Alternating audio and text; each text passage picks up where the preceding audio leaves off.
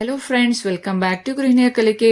Friends, ಇದರಿಂದ ನಾನು ಬಜೆಯ ಬೇರಿಂದ ನಾವು ಅದನ್ನ ಯಾವ್ಯಾವ ರೀತಿ ಬಳಸೋದ್ರಿಂದ ನಮಗೆ ಅದರಿಂದ ಏನೇನು ಬೆನಿಫಿಟ್ ಸಿಗುತ್ತೆ ಅಂತ ಕಂಪ್ಲೀಟ್ ಆಗಿ ಡೀಟೇಲ್ಸ್ ಅನ್ನ ಕೊಡ್ತೀನಿ.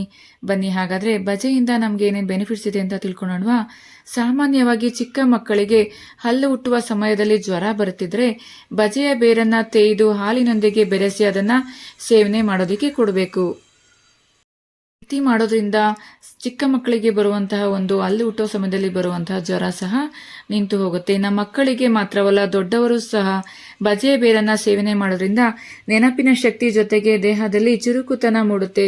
ಜೊತೆಗೆ ಸ್ಮರಣ ಶಕ್ತಿ, ಬುದ್ಧಿ ಚುರುಕಾಗಲು ಸಹ ಇದನ್ನ ಬಳಸಲಾಗುತ್ತೆ. ಇನ್ನು ಮಕ್ಕಳಿಗೆ ಮಾತು ಬರಲು ತಡವಾಗಿದ್ದರೆ ಅಥವಾ ಸ್ಪಷ್ಟ ಉಚ್ಚಾರಣೆ ಇಲ್ಲದಿದ್ದರೆ ಪ್ರತಿದಿನ ಬಜೆಯ ಬೇರನ್ನ ತೇಯ್ದು ಜೇನಿನೊಂದಿಗೆ ಬೆರೆಸಿ ಖಾಲಿ ಹೊಟ್ಟೆಯಲ್ಲಿ ಅದನ್ನ ತಿನ್ನಿಸ್ಬೇಕು. ಇನ್ನ 1 ವರ್ಷದೊಳಗಿನ ಮಕ್ಕಳಿಗೆ ಪ್ರತಿನಿತ್ಯ ಬಜೆಯ ಬೇರನ್ನ ಸುಟ್ಟು ಭಸ್ಮ ಮಾಡಿ ಅದರಿಂದ ತಯಾರಿಸಿದ 2 ಚಿಟಿಕೆಯನ್ನ ಜೇನುತುಪ್ಪದೊಂದಿಗೆ ಬೆರೆಸಿ ತಿನ್ನಿಸ್ಬೇಕು. ಇದರಿಂದ ಮಕ್ಕಳಲ್ಲಿ ರೋಗ ನಿರೋಧಕ ಶಕ್ತಿ ಹೆಚ್ಚಾಗುತ್ತೆ. ಪದೇ ಪದೇ ಆರೋಗ್ಯ ಸಮಸ್ಯೆಗಳು ಬರೋದ್ರಿಲ್ಲ.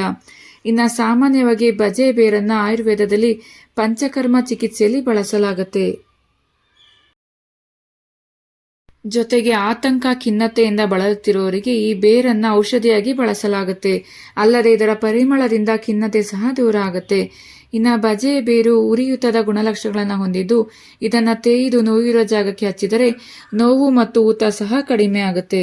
1 ಚಮಚ ಬಜೆ ಪುಡಿಯನ್ನ 2 ಚಮಚ ತಣ್ಣಗಿನ ಕಾಯಿ ಹಾಲಿನಲ್ಲಿ ಕಲಸಿ ತಲೆಗೆ ಹಚ್ಚಿದರೆ ಕೂದಲು ಉದುರುವುದು ಸಹ ನಿಲ್ತಾ ಬರುತ್ತೆ. ಹಸಿ ಬಜೆಯ ರಸವನ್ನ ಕಿವಿಗೆ ಹಿಂಡೋದ್ರಿಂದ ಕಿವಿ ನೋವು ಸಹ ಕಡಿಮೆ ಆಗುತ್ತೆ. ಇನ್ನು 1 ತಿಂಗಳಿಂದ 6 ತಿಂಗಳ ಮಕ್ಕಳಲ್ಲಿ ಬೇದಿಯಾಗುತ್ತಿದ್ದರೆ ಹಾಗೂ ಹೊಟ್ಟೆ ಉಬ್ಬರವಿದ್ದರೆ ಬಜೆ ಪುಡಿಯನ್ನ ಹರಳೆಣ್ಣೆಯಲ್ಲಿ ಬೆರೆಸಿ ಹೊಟ್ಟೆಯ ಮೇಲೆ ಲೇಪಿಸಬೇಕು. ಈ ರೀತಿ ಮಾಡೋದ್ರಿಂದ ಹೊಟ್ಟೆ ಉಬ್ಬರ ಸಹ ನಿಲ್ಲುತ್ತೆ ಹಾಗೂ ಬೇದಿ ಸಹ ನಿಲ್ಲುತ್ತೆ. ಇನ್ನು ಬಜೆ ಪುಡಿಯನ್ನ ನೀರಿನಲ್ಲಿ ಬೆರೆಸಿ ಸಿಂಪಡಿಸಿದರೆ ಮನೆಯಲ್ಲಿರುವ ಜಿರಳೆ, ಇರುವೆ ಮುಂತಾದ ಕೀಟಗಳು ಸಹ ದೂರವಾಗುತ್ತೆ. ಬಜೆಯ ಕಷಾಯ ಸೇವಿಸಿದರೆ ಮೂತ್ರಕೋಶದ ಕಲ್ಲು ಸಹ ಕರಗುತ್ತೆ. ಬಟ್ಟೆಯಲ್ಲಿ ಶೋಧಿಸಿದ ಬಜೆಯ ಚೂರ್ಣವನ್ನ ಪ್ರತಿದಿನ 1 ತಿಂಗಳು 10 ಗ್ರಾಂನಷ್ಟು ಬೆಳಗ್ಗೆ ಜೇನಿನೊಡನೆ ಸೇವನೆ ಮಾಡ್ತಾ ಬಂದ್ರೆ ಮೂರ್ಛೆ ರೋಗ ಸಹ ನಿವಾರಣೆ ಆಗುತ್ತೆ.